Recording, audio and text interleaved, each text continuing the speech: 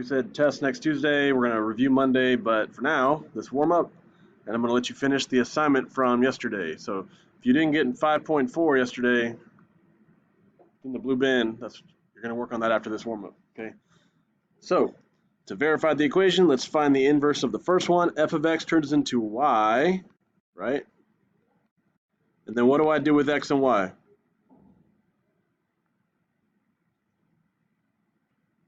What do I do with x and y? Flip them, right? Switch the x and y. So that's x equals square root of y plus 3. Do you see how the plus 3 is outside of the square root sign? It's not underneath the square root. So that means it's the loner. So I do need to get rid of that first, okay? How do I get rid of a plus 3? Minus 3 on both sides. It's going to go after the x.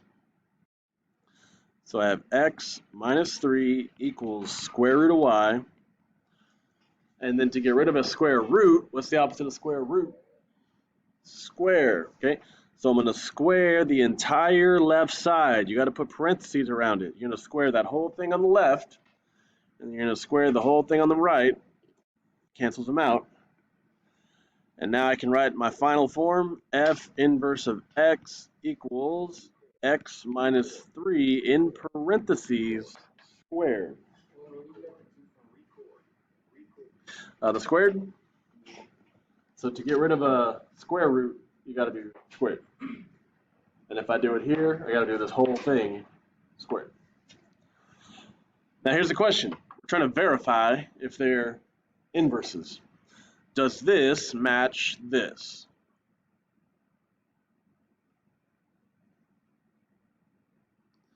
It looks similar. I have an x, I have a minus 3, I have a squared, but what matters is where is the squared. So on the g of x, the squared is only on the x, but my f inverse of x is the whole parentheses. So are these inverses? No, okay. That's not the same, not the exact same. So that's a no, they're not inverses. So you could verify, you can also prove that they're not if they don't verify, okay? Now I'm gonna leave that here, okay? Yesterday you got 5.4, the short little assignment where you're verifying inverses. If you weren't here yesterday, there's notes in the blue bin you can grab, filled out.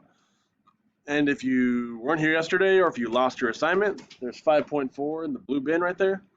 You want to finish 5.4. You also want to finish everything at the top here. 5.2, quadratic crash course, linear crash course, 5.1. All that stuff is on your little grade sheet that I gave you today, so you can see what you're missing. Anything that says a 1 means it's missing, okay? Anything that's below 80, I'll give it back to you to fix. If you got a low quiz grade, I'll give that back to you to do corrections on right now.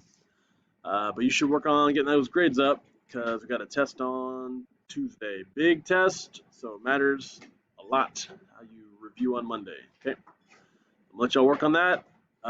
It is Friday though, so I'm gonna pick up these warm-ups. So make sure your name is on your warm-up. Make sure every day has something on it. Monday you should have put sub. Tuesday, Wednesday you should have put no school. Yesterday we had a warm-up. If you were absent, you could put absent. Today you got a warm-up. You got your objectives and everything. So, all right, here we go.